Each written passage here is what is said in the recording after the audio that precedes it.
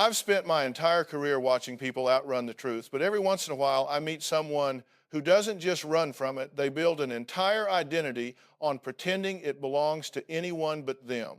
That's what happened the day this young man sat across from me, full of explanations, excuses, and elaborate rationalizations that fell apart the second you held them up to the light. His name was Evan, 22 years old, wiry sharp around the edges in a way that usually comes from spending too long defending yourself against threats that aren't actually there. When he walked onto my stage, the audience didn't know what to make of him. He had that restless energy, the kind that makes you think he's about to bolt even though he's sitting still. I knew within the first 10 seconds that this wasn't a kid who came to talk, he came to win, or at least avoid losing. And in his world, losing meant taking responsibility for anything. His mother had written to me in a tone that felt equal parts desperate and exhausted. She said Evan had been spiraling ever since high school, failed jobs, failed classes, failed relationships, and somehow every one of those failures had a villain attached. His boss was threatened by him. His teachers hated him. His friends were jealous. His girlfriend was unstable. His landlords were unreasonable. Everyone in his mind had wronged him. Not once in the entire letter did he use the words "my fault" or "my mistake." It was an impressive feat of storytelling, really, if you ignored the fact that the story never lined up with reality. When I met him, I could see the hard shell, the tight jaw, the eyes moving just a little too fast. Kids like Evan aren't born that way. They get built piece by piece, accumulated hurts, disappointments, a couple emotional blows that happen before they have the ability to understand them. Sometimes it's neglect, sometimes it's chaos at home, sometimes it's a quiet loneliness nobody ever noticed. Those experiences don't excuse the behavior, but they explain the blueprint. I listened as his mother tried to describe what life had become. Every conversation ended in an argument. Every request turned into a battle. Every boundary she set was treated like a personal attack. He walked out of jobs after 2 weeks because someone dared ask him to do something he didn't want to do. He'd yell that they were incompetent, and he refused to work under idiots. He'd move back home, sleep until noon, and then complain that the world wasn't giving him a fair shot. He talked a lot about potential, but never put in the work to unlock any of it. Evan jumped in defensively, insisting that nobody understood him, that people misunderstood his intentions, that he was constantly being targeted. I noticed how quickly he pivoted. When one justification didn't land, he switched to another. It was like watching someone rearrange furniture in a burning house. He didn't realize the flames weren't coming from outside. They were coming from the spark he carried everywhere. He described one job where he tried to explain to his boss how things should be done. He didn't want advice, Evan said. He felt threatened that I knew more than him. According to Evan, the boss exploded at him out of nowhere. According to everyone else involved, Evan had shown up late 5 days in a row and then announced he should be the one supervising. I didn't challenge him right away. You don't get through to someone like that by swinging at their walls. You get through by noticing the cracks. And the first crack showed up when he talked about his father. He mentioned him casually at first, how they didn't speak much, how his dad always acted disappointed, how nothing he ever did was good enough. It slipped out almost accidentally, like he didn't mean to reveal it. But the tone changed. His voice lost that performative edge. The room felt heavier. I could picture it, a boy trying hard to be seen, trying harder to be approved of, and never quite reaching the standards set in front of him. When a child feels perpetually not good enough, they tend to grow into adults who protect themselves by refusing to ever admit fault. Because fault feels like confirmation of the one thing they fear most, that deep down they're inadequate. But pain doesn't justify destruction. Evan wasn't hurting strangers. He was hurting his own mother, the one person who had never stopped loving him, even when loving him felt like trying to carry a storm in her bare hands. I asked him what he wanted out of life. He said he wanted respect, he wanted success, he wanted people to treat him right, but there was no mention of discipline, no acknowledgement of the effort it takes to build anything worth having. Wanting the reward without the work is one of the most common traps people his age fall into. and he had fallen face first into it. While he spoke, I watched his mother. She wasn't angry, she was grieving. Grieving the boy, she remembered the potential, she believed in the connection she used to have. Grief isn't always about death. Sometimes it's about the slow fading of someone right in front of you. The more she talked, the more defensive he became. He rolled his eyes, shook his head, muttered under his breath. That right there was the moment I knew we were headed toward a collision. Evan had lived 22 years without ever truly being confronted. People had tiptoed around him, given up on him, or argued at him instead of with him. But he was sitting across from someone who wasn't intimidated by anger or avoidance. I wasn't going to match his defensiveness with hostility. I was going to meet it with clarity. And clarity, when you're not used to it, can feel like a punch. I asked him what his plan was long term. He shrugged, said he'd figure it out. I've heard that more times than I can count, and it never means what people think it does. When someone says they'll figure it out, what they usually mean is they're waiting for someone else to fix it. Evan was waiting for life to get easier instead of getting stronger, waiting for people to treat him better instead of becoming someone who inspired respect, waiting for the world to adjust around him instead of learning how to adjust himself. I told him the truth gently at first, but I could feel the tension building between what he insisted was happening and what the evidence showed, and tension only stretches so far before it snaps. As the conversation unfolded, I could tell he wasn't just resisting accountability, he was terrified of it. Because if he acknowledged even one mistake, even one misstep, then the whole house of cards he'd built would collapse. And beneath that collapse would be the realization he'd spent years running from, that he wasn't a victim of the world, he was a participant in his own downfall. He didn't like hearing that, and I could see it ripple across his face. The tightening of the jaw, the quick inhale through his nose, the shoulders pushing back like he needed to physically brace himself.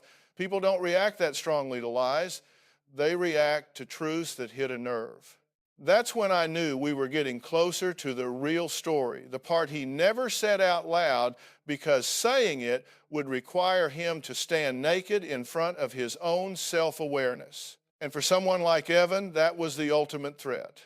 His mother reached for him with her words the way you reach for a child who keeps drifting too close to the edge of something dangerous. She talked about the nights she stayed awake listening for the sound of him coming home. She talked about the fear. She lived with fear that he'd get into trouble, fear that he'd pick the wrong fight with the wrong person, fear that he'd overdose or wrap his car around a telephone pole because he insisted he could drive even when he wasn't all there. She said she felt like she was losing him inch by inch, that she didn't know how to help him anymore, that every attempt she made seemed to push him further away. Evan interrupted constantly, arguing over details that didn't matter, trying to prove she was exaggerating. That's something I've seen so many times. When a person is drowning, they often choose to fight the person trying to save them because admitting they need saving is harder than the water filling their lungs. He couldn't allow the narrative to shift away from his control. He needed her words to be wrong so he wouldn't have to confront why they felt so right. I turned toward him and asked what he heard when his mother spoke. He said he heard her trying to make him look bad. No acknowledgement of her worry, her love, her fear, just an attack response. That's when I brought the conversation to a dead stop. Sometimes you have to slow a runaway train before you can redirect it. I told him that when someone loves you enough to come on national television and expose the most painful parts of your shared life, it's not because they want to make you look bad, it's because they're watching you fall apart in slow motion and they need someone to help them hit pause. He didn't like that either. His eyes darted toward the audience, not for approval, but for witnesses, people he could perform in front of, build support from anything to avoid feeling cornered by his own emotions. But there was something else under the surface, and I saw it in the momentary flicker in his expression: shame. And shame is a powerful thing. It can harden people or crack them open. In Evan's case, it had hardened him for a long time. But pressure always finds the weak spot. I asked him about a particular incident his mother mentioned in her letter. She said he had punched a hole in the wall after losing a job, then blamed her for creating a stressful environment. I asked him if that was true. He immediately launched into a justification about how the wall wasn't that big of a deal, how everyone gets frustrated, how other people would have reacted worse. That's when I leaned in and told him something he wasn't expecting. I said that punching a wall isn't about anger, it's about control. It's a way of announcing to the world that you don't have the tools to manage your emotions, so you let your emotions manage you. And I told him that blaming someone else for the damage you caused is emotional cowardice. The room went silent. Even he didn't move for a moment. He finally said he grew up around a lot of yelling, a lot of slamming doors, a lot of tension no one talked about. That was the first honest thing he'd said since he walked on stage. He said he learned early on that the loudest person wins and that weakness gets you trampled. I didn't interrupt. That kind of raw truth doesn't come often from someone who has spent years hiding behind bravado. He talked about being bullied in middle school. Not the big dramatic kind, but the steady drip of humiliation that slowly rewires your sense of self. He said he'd go home and his father would tell him to stop being soft, that nobody respects a kid who can't defend himself. Instead of support, he got a challenge. Instead of comfort, he got a lecture. And there, buried under years of denial, was the blueprint I'd been expecting. When a child is taught that vulnerability equals failure, they grow into adults who protect themselves with deflection and aggression. Accountability feels like weakness, apology feels like surrender, and introspection feels like danger. Evan wasn't just avoiding blame, he was protecting the little boy inside him who never once felt safe owning his mistakes. But life doesn't care about that kind of wound. It demands growth or it delivers consequences. And Evan had been tripping over consequences for years, calling every one of them unfair. His mother talked about the time he disappeared for 2 days without answering his phone, then returned angry that she'd called the police. He said it was no big deal, that he was just cooling off, that she was overreacting. He was so committed to rewriting reality that he expected her to carry fear without ever expressing it. I told him that love is not a blank check. It's not infinite patience with destructive behavior, and it's not immunity from consequences. His mother wasn't there because she wanted him punished. She was there because the world had already started punishing him, and she wanted him to stop before he crossed a line he couldn't come back from. I noticed the way his hands trembled whenever the conversation got close to the truth.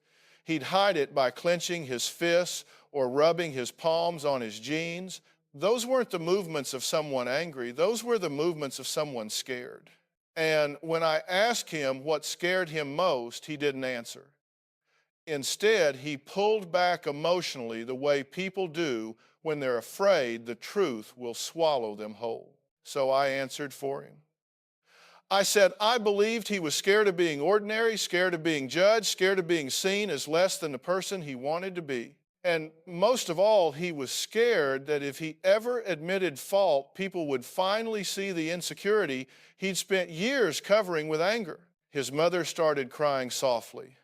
Not loud, not dramatic, just the quiet kind of crying that comes from too many nights spent hoping something will change. Evan looked toward her, and for the first time, there was no eye roll, no smirk, no sarcastic exhale, just a flicker of confusion and something softer. That was the moment tension turned into possibility. The moment the wall didn't just crack, it shifted. When I see a shift like that, even a small one, I pay attention. Change rarely announces itself with fireworks.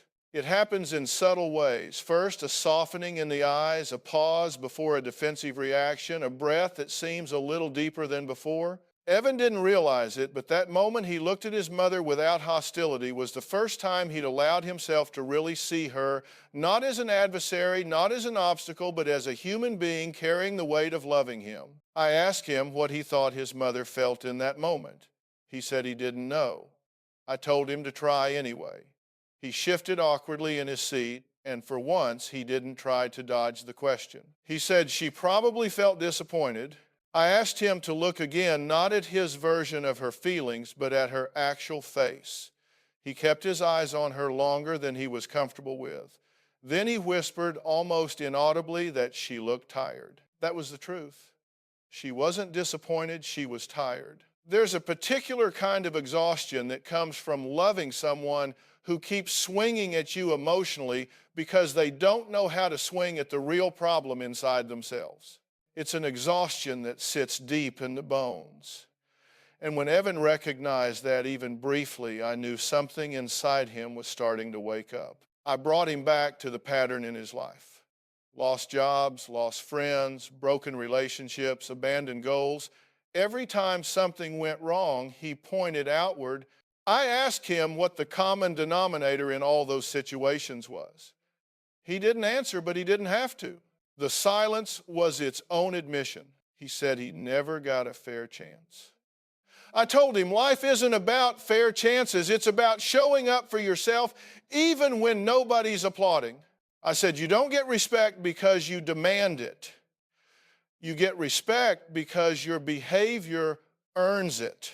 And when you find yourself repeating the same painful experience again and again, the universe isn't punishing you, it's teaching you a lesson you've been refusing to learn.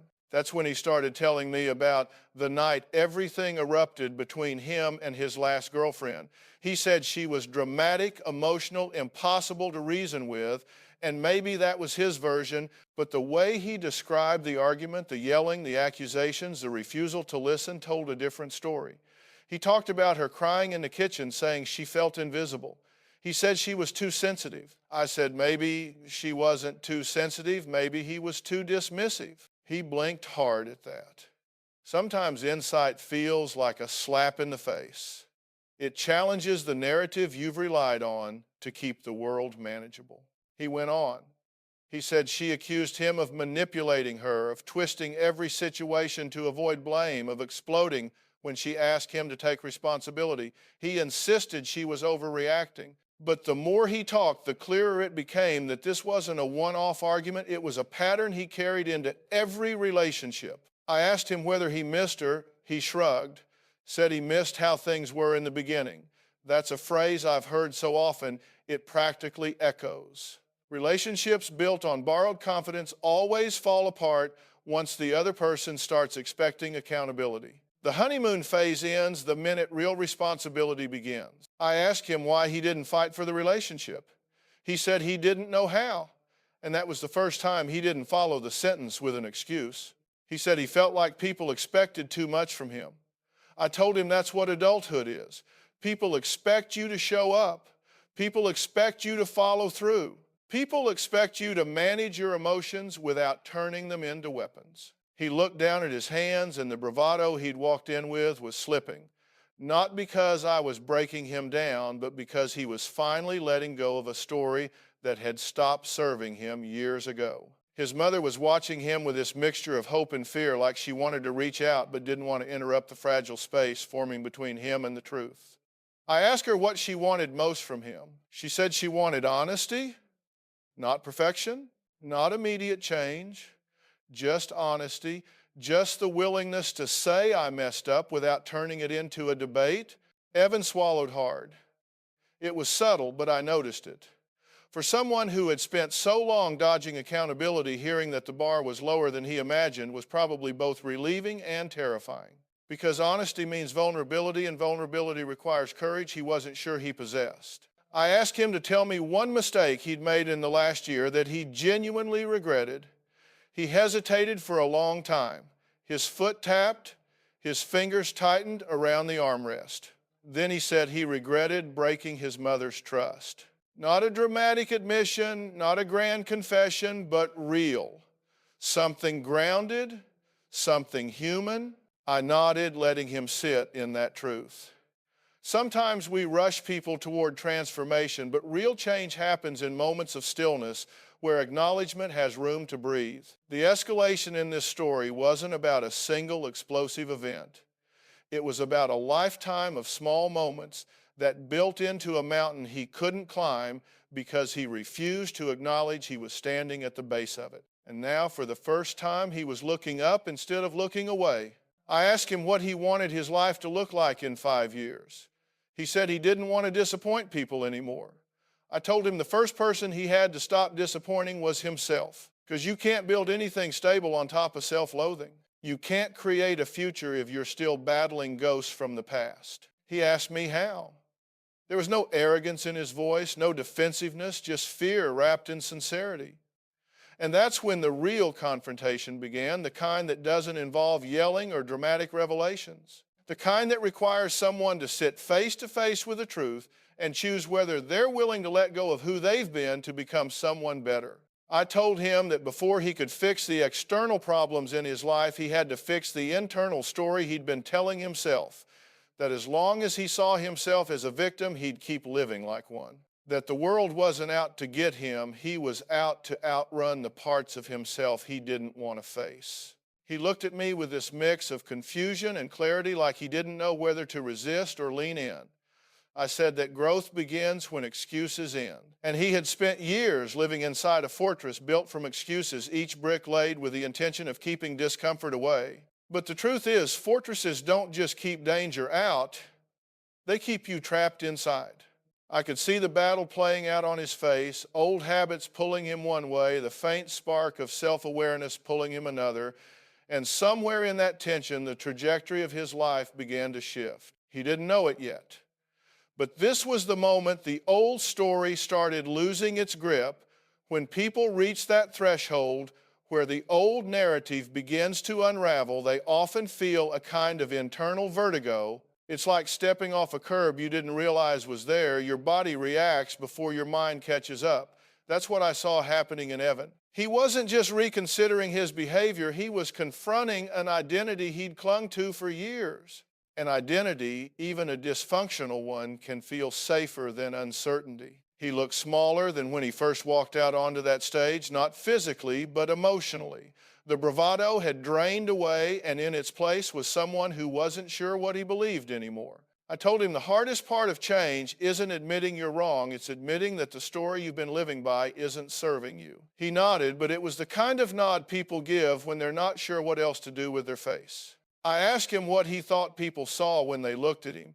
He said they saw someone who didn't care, someone who didn't need anybody. I asked if that was true. He hesitated, then said he didn't know how to let people in without feeling exposed. That was a level of self-awareness I wasn't expecting this early. I asked him why exposure felt so dangerous. He said that whenever he showed vulnerability growing up, it became ammunition. His father used it to toughen him up. Kids used it to tease him. Teachers misinterpreted it as weakness. When someone learns that their softer side becomes a liability, they build armor. But armor has a cost. It isolates you. It turns every interaction into a battlefield. And for Evan, that armor had grown so thick he couldn't tell where it ended, and I asked him to picture himself 5 years from now if nothing changed. If he kept blaming, kept running, kept lashing out, he said he'd probably be alone. I didn't sugarcoat it. I told him he was right. I told him that in 5 years he'd likely have cycled through several more jobs, a string of broken relationships, and a deeper resentment toward a world that wasn't actually working against him. His mother inhaled sharply because she knew it was true. She'd lived in the preview of that future for years. Then I asked him to picture the opposite. Not a fantasy version of his life, but a grounded one. A life where he woke up and didn't feel like the world owed him anything. A life where he could keep a job because he accepted guidance instead of fighting it. A life where his relationships didn't collapse under the weight of unchecked emotion. A life where he could look someone in the eye and say, I'm responsible for my actions, and actually mean it. He said he didn't think he knew how to become that person. I told him nobody knows how at first. Change isn't a map, it's a direction.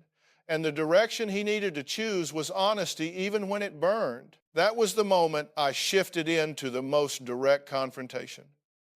Evan had danced around accountability his entire life, but now he was sitting in a space where every escape route had been gently but firmly closed. He couldn't hide behind anger.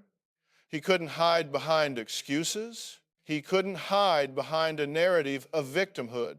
All that was left was the truth. I told him that blaming everyone else had become his default coping strategy, And coping strategies don't develop in a vacuum. They develop because they once served a purpose. When he was young, deflecting blame protected him. It shielded him from a father who equated imperfection with failure. It insulated him from the pain of feeling inadequate.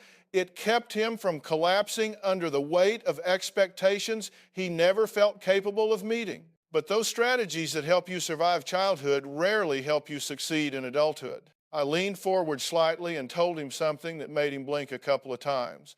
I said he wasn't actually afraid of responsibility, he was afraid of disappointment. That every time someone expected something from him, he felt like he was standing in front of his father all over again, waiting to be told he wasn't good enough. So instead of trying and risking failure, he rejected expectations altogether. If he could blame others before they blamed him, he'd always stay one step ahead of the shame. He looked down, rubbed his palms together, and nodded slowly. He wasn't fighting me anymore. He wasn't performing, wasn't deflecting. He was listening, really listening. And that's when the emotional resistance broke open. His shoulders sagged like someone had removed a weight he didn't realize he'd been carrying. His mother whispered his name. He didn't snap at her this time. He didn't roll his eyes or shut down. He looked at her with this expression that was equal parts regret and recognition. I could almost see the memories crossing his mind, the disappointments he'd caused, the promises he'd broken, the nights she'd cried without him ever knowing. For the first time in a long time, he wasn't hiding behind anger. He was standing in the open. I asked him if he wanted to apologize to her. He took a deep breath, but the words didn't come. That's the thing about apologies. They're not just statements. They're acknowledgments. And acknowledgments unravel the illusions we build to protect our egos. I didn't rush him. Silence can do a lot of work when you let it. Finally, he said he was sorry for making her feel unheard. Not a blanket apology, not an attempt to fix years of damage in one sentence, just a real specific truth. His mother started crying again, and this time Evan didn't look away. He reached out awkwardly, almost unsure how his own hand should move through the air, and placed it on her knee. She covered it with her own, and for the first time since they'd entered the building, they were connected. But confrontation isn't just about emotional connection, it's about clarity.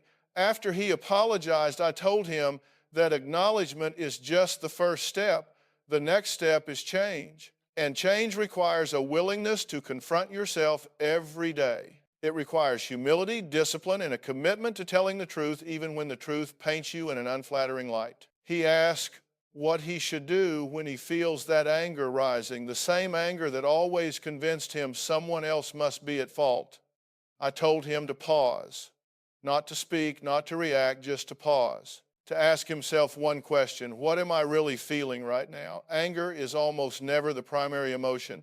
Beneath anger is fear, hurt, shame, or disappointment. If he could learn to identify the emotion beneath the anger, he could change the entire trajectory of his behavior. He said he wasn't sure he could do that in the heat of the moment. I told him he wouldn't be able to at first. But with practice, the brain rewires. Emotional habits are just mental pathways we've walked so many times they become autopilot. To change them, you have to build new pathways, and that takes repetition, intention, and patience. His mother asked if she could trust the change. I told her trust isn't about predicting future behavior. It's about recognizing consistent effort.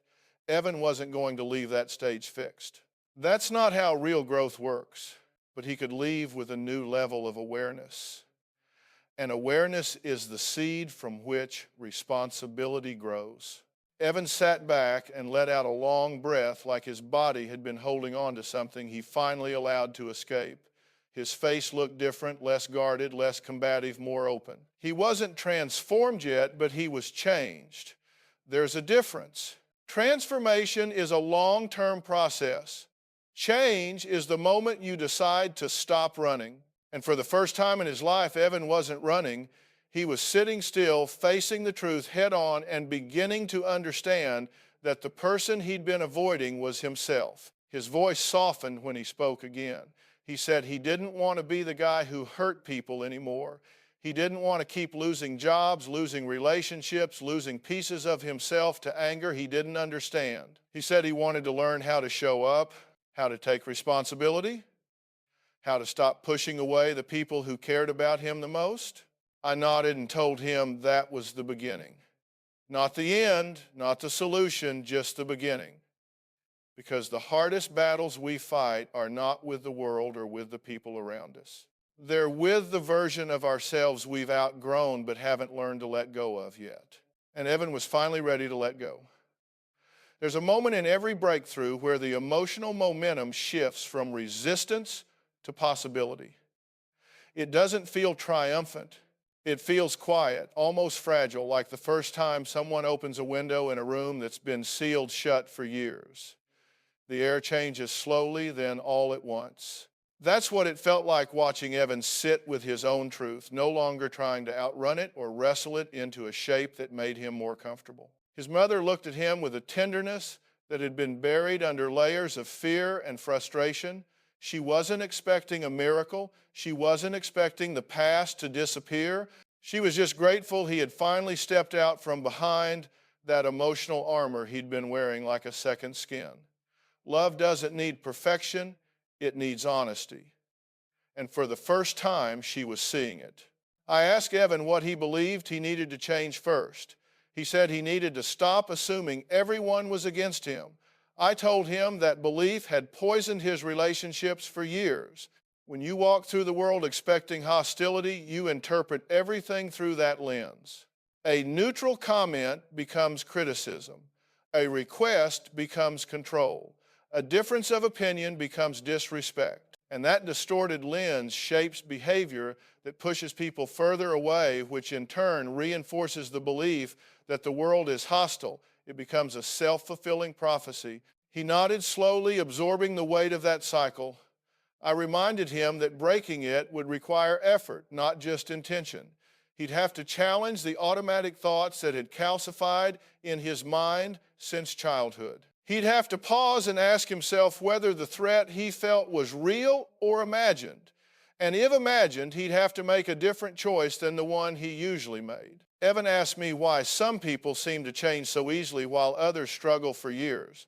I told him change has nothing to do with ease and everything to do with readiness. You can't force someone to grow before they're ready, and you can't stop someone from growing once they are. Readiness comes from pain awareness and a willingness to tell yourself the truth even when the truth hurts. He was finally reaching that point. His mother took a trembling breath and said she wanted her son back. Not the angry young man who blamed everyone else, but the boy who used to sit next to her at the kitchen table telling her about his dreams. Evan looked at her eyes glossy and whispered that he wasn't sure that boy still existed. I told him that boy wasn't gone, he was buried. And once you stop burying yourself under layers of defensiveness, avoidance, and shame, those buried parts can come back to life. He admitted he felt lost. He said he'd been pretending to have it all figured out because the alternative, admitting he was scared, felt unbearable. I said pretending is far more exhausting than facing the truth. When you pretend you're carrying the weight of an identity you have to maintain at all costs. But when you tell the truth, you free yourself from that burden. That's when he said something that surprised even him. He said he didn't want to be like his father, distant, critical, impossible to please. He said he wanted to build relationships where people felt safe with him. I told him that desire alone put him miles ahead of the man he feared becoming. Awareness is the hinge on which generational cycles turn. The moment you see the pattern clearly, you have the power to break it. We talked about what taking responsibility actually looks like. Not self-blame, not beating yourself up, not drowning in guilt. That's not responsibility. That's self-punishment. Responsibility means acknowledging the impact of your actions and choosing behaviors that align with the person you want to be. It means apologizing when you're wrong, not defensively, but sincerely. It means recognizing your triggers and learning healthier ways to cope with them. It means showing up consistently even when it's uncomfortable. Evan listened like he was hearing these concepts for the first time. He said nobody had ever explained it to him that way. Responsibility had always felt like punishment, but when I reframed it as empowerment, I saw something spark in him. For the first time, he understood that taking responsibility wasn't about admitting weakness, it was about choosing strength. His mother asked him if he was willing to start therapy. He hesitated, not out of resistance, but out of fear. Therapy would require him to peel back layers he'd spent years constructing. It would require him to stop blaming and start examining. It would require vulnerability, patience, and honesty. But after a long silence, he said he was willing to try. That was a bigger breakthrough than anything else we'd accomplished that day. He said he wanted tools, real tools, not cliches. So I gave him some starting points.